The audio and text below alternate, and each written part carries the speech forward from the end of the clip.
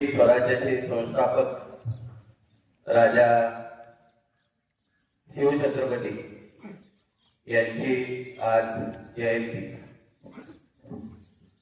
कुठल्याही प्रकारचं जे काही बाळकडू आहे हे बाळकडू आपल्याला ज्यांच्याकडून मिळतं ते असतात आपले आई वडील। व महाराजांच्या बाबत बोलायचं म्हटलं तर महाराजांचे वडील हे मुघल साम्राज्यामध्ये सरदार होते।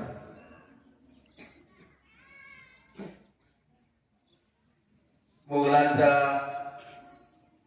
पगडा असताना शहाजी राजांनी सुद्धा स्वराज्याचं जे काही स्वप्न आहे हे स्वप्न बघितलेलं होतं आणि हे स्वप्न बघत असताना त्या ठिकाणी स्वराज्य स्थापनेचं जी काही शिकवण आहे, जी काही प्रेरणा आहे, ती प्रेरणा महाराजांना मिळाली।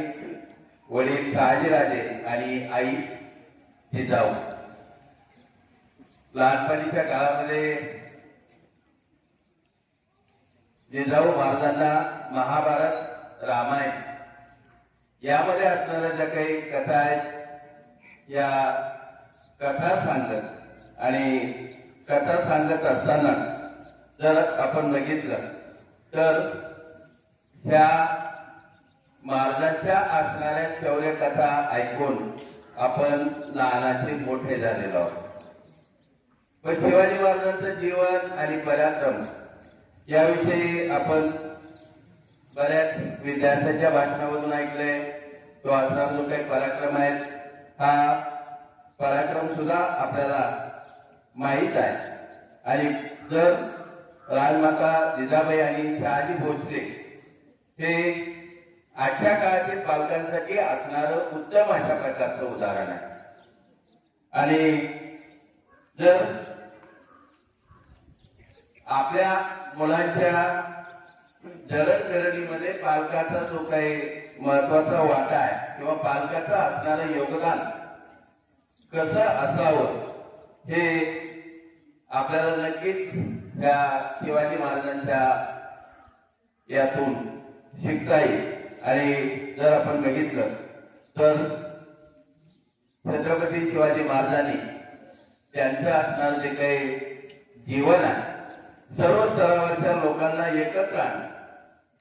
महाराजांच्या राज्यकारभाराविषयी जर आपण बघितलं तर भारताचं जे काही अष्टप्रधान मंडळ होतं त्या अष्टप्रधान मंडळामध्ये सर्व जाती धर्माचे लोक त्या ठिकाणी होते आणि म्हणून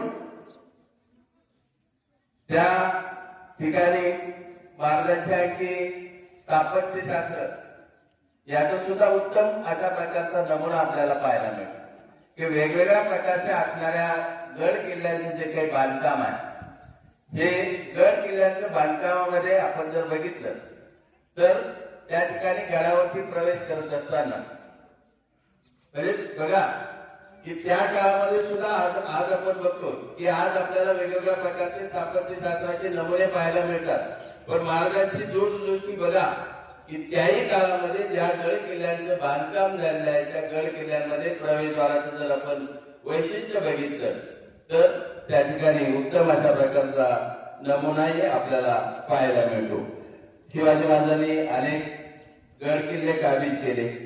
कधी त्यांनी शक्तीचा वापर केला, कधी युक्तीचा वापर केला आणि त्या महाराजांनी मुघल साम्राज्याचा जो काही नायनाट आहे, मुघल साम्राज्याचे जे काही सेनापती आहेत या सेनापतीचा पराभव केला, आपल्या खानाचा वध केला, शास्त्रकारांची बोटं तोडली, सुरतेची लूट, अशा अनेक प्रकारचे जे काही पराक्रम आहे हे पराक्रम महाराजांनी केलेले आहे।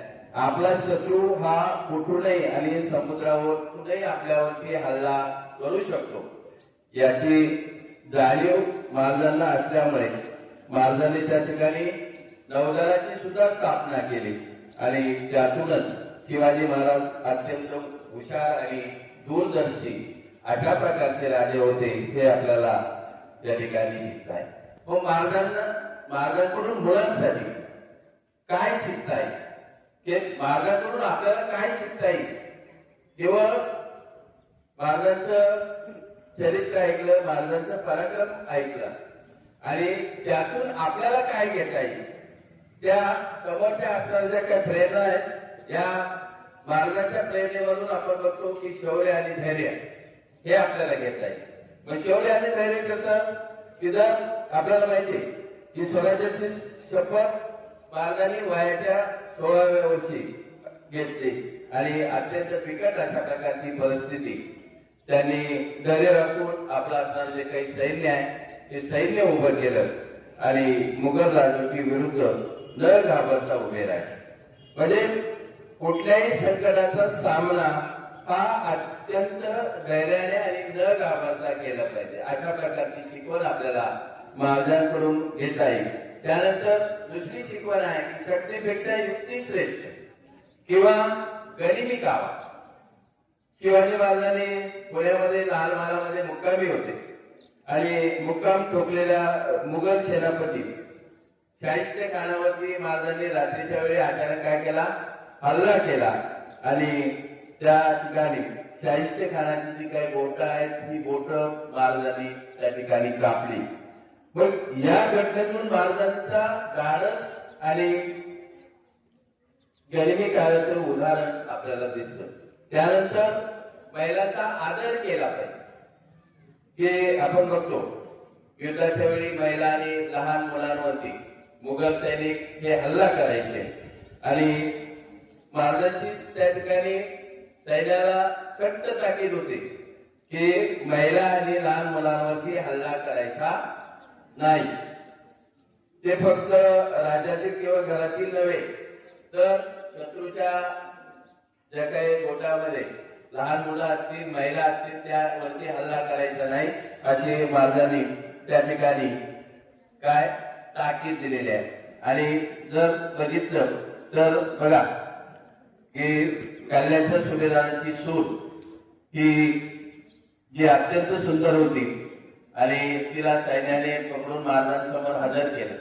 ज्यावेळेस महाराजांच्या समोर हजर केल्यानंतर महाराजांनी तिच्याकडे पाहून आपल्या सरदारांना उद्देशून सांगितलं की अशीच आमची आई असती सुंदर रूपवती तर आम्ही सुंदर झालो असतो. यानंतर त्यांनी तिची ओटी भरून साडी चोळी घेऊन सन्मानानं काय केलं, तिला तिच्या घरी पाठवलं. त्यानंतर दुसरा गुण आपल्याला घ्यायचा आहे की न्याय आणि समानता.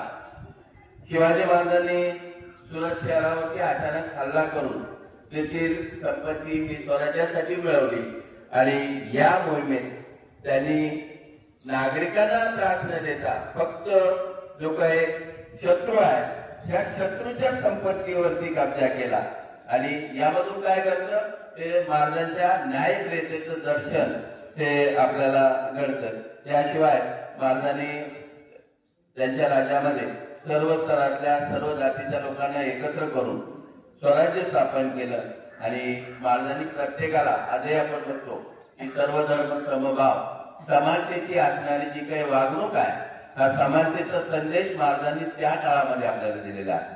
त्यानंतर मावळ्यावरचं प्रेम की बघा अगदी थोडक्या प्रमाणामध्ये मावळ्यांना एकत्र करून शिवाजी महाराजांनी त्या मावळ्यांमध्ये अटूट अशा प्रकारचा विश्वास मैत्री निर्माण केली आणि ती मैत्री निर्माण करत असताना शिवाजी महाराजांनी जर बघितलं तर तानाजी मालुसरे, सूर्याजी मालुसरे, सूर्याजी काकडे, येसाजी कंप, बाजीप्रभू देशपांडे, शिवा काशी, बैजी नाईक, मोरारजी देशपांडे, कान्होजी आगडे, नेताजी पालकर यांच्यापैकी अनेकांनी स्वराज्य स्थापनेसाठी काय दिलंय की आपलं जे काही असणारे प्राण आहे त्या प्राणाची आहुती दिलेली आहे आणि आपण आपल्यासोबत आपल्या मित्रांचं किंवा सहकार्यांचं सुद्धा नेहमीच आदर केला पाहिजे ही शिकवण आपल्याला या ठिकाणाहून मिळते. नंतर राष्ट्रप्रेम आणि कर्तव्यनिष्ठ. महाराजांनी स्वराज्य स्थापनेसाठी अचूक अशा प्रकारचे प्रयत्न केले. त्यांच्या काळातून आपण मुलांना देशप्रेम किंवा कर्तव्यनिष्ठ हे गुण आपल्याला शिकता येतात. त्यानंतर जर आपण बघितलं तर वेगवेगळ्या प्रकारच्या गोष्टी किंवा कथा असतील, पुस्तकं, चरित्र वाचन, नाटक, पोवाडा, स्पर्धा, प्रश्नोत्तर आणि चर्चा या सर्वांमधून किंवा प्रेरणादायी अशा प्रकारचे शिवाजी महाराजांच्या जीवनावरती जर आपण बघितलं तर शिवाजी महाराजांच्या जीवनावरती जे काही प्रेरणादायी कोट्स आहेत किंवा म्हणी आहेत या फळ्यावरती लिहून सुद्धा आपण या ठिकाणी मुलांच्या अंगी जे काही शिवाजी महाराजांचे गुण आहेत ते गुण आपल्याला निश्चितपणे राबवता येईल आणि त्यातूनच अशा प्रकारचा जो काही संदेश आहे की आपल्याला या ठिकाणी महाराजांची जयंती साजरी करत असताना किंवा वेगवेगळ्या प्रकारच्या नेत्यांची आपण जयंती साजरी करतो, ज्या महाराजांनी हिंदवी स्वराज्याची स्थापना करून जो काही हिंदू धर्म आहे त्या हिंदू धर्माचं रक्षण केलं आणि या ठिकाणी आपल्याला बऱ्या मोठ्या प्रमाणात जे काही वैभव प्राप्त करून दिलं या महाराजांना पुन्हा मी मानाचा त्रिवार अशा प्रकारचा मुजरा करतो. थांबतो. धन्यवाद.